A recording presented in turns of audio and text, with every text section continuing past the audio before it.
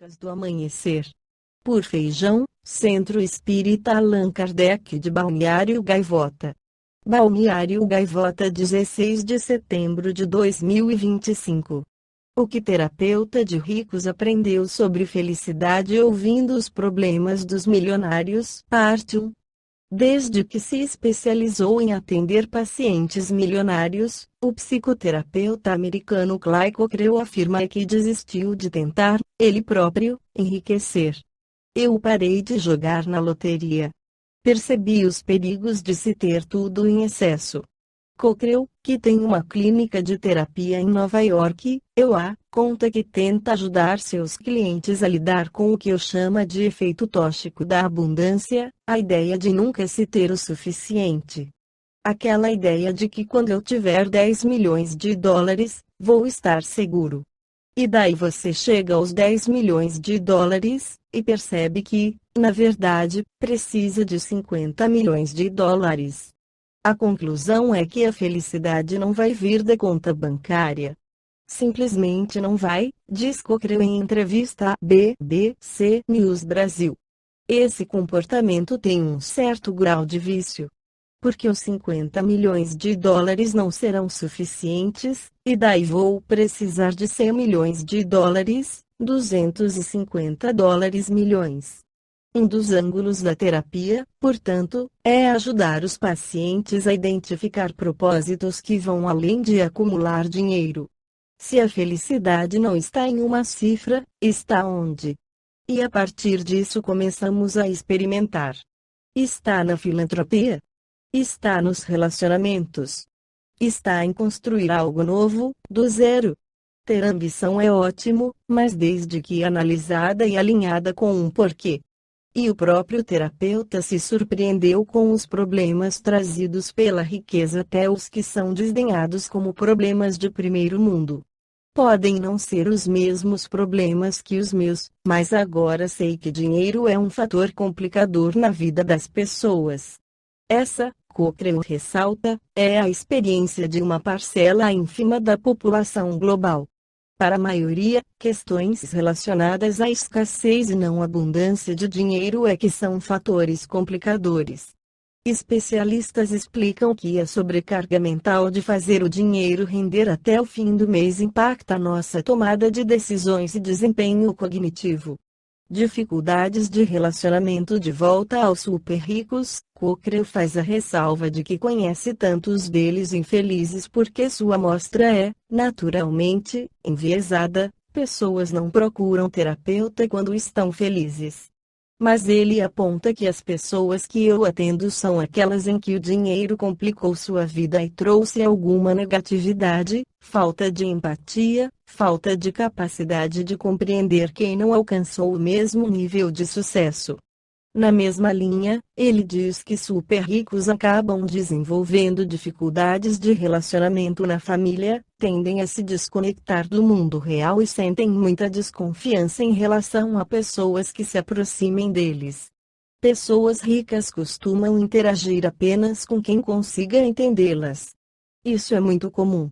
E o que acontece é que elas ficam muito isoladas e desconfiadas de pessoas novas, diz. O medo é: será que você está entrando na minha vida só pelo que posso fazer por você? Por causa do meu status de celebridade, ou da minha riqueza? Talvez paranoia seja uma palavra forte, mas existe muita suspeita e isso impede que novas relações sejam formadas.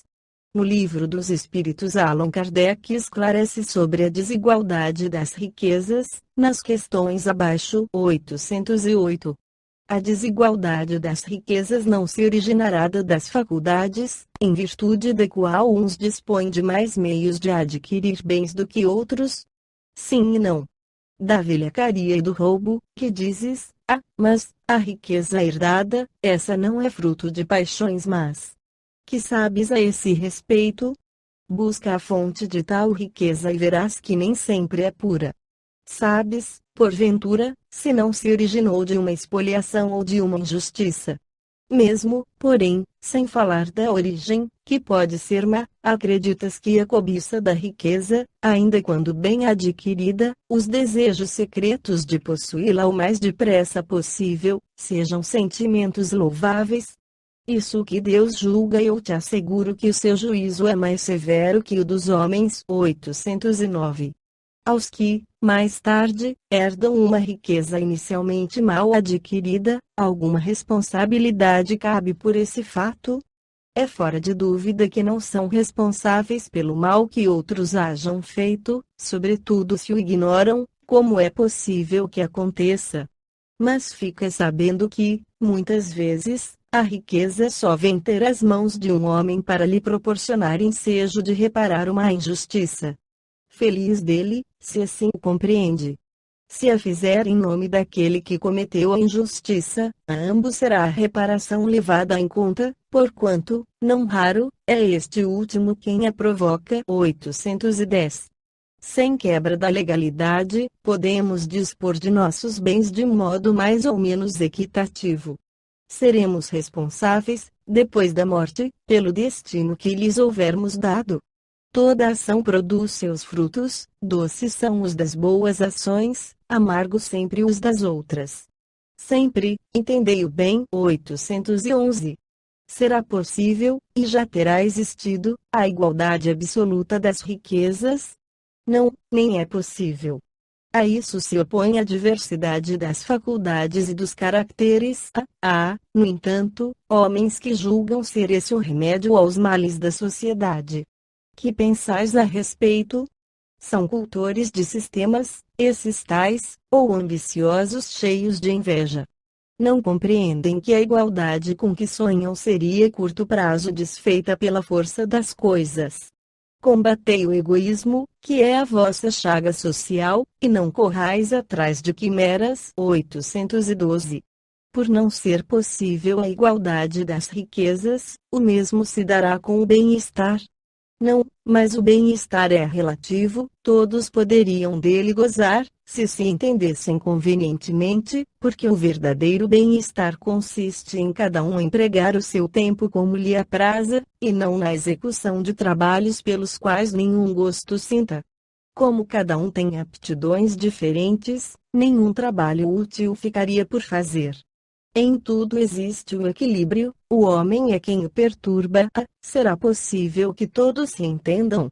Os homens se entenderão quando praticarem a lei de justiça. 813. Há pessoas que, por culpa sua, caem na privação e na miséria. Nenhuma responsabilidade caberá de sua sociedade. Cabe, certamente. Já dissemos que a sociedade é muitas vezes a principal culpada de semelhante coisa. Ademais, não tem ela que velar pela educação moral dos seus membros?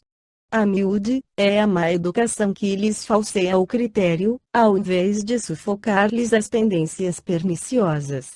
Esta foi a crônica do amanhecer de 16 de setembro de 2025.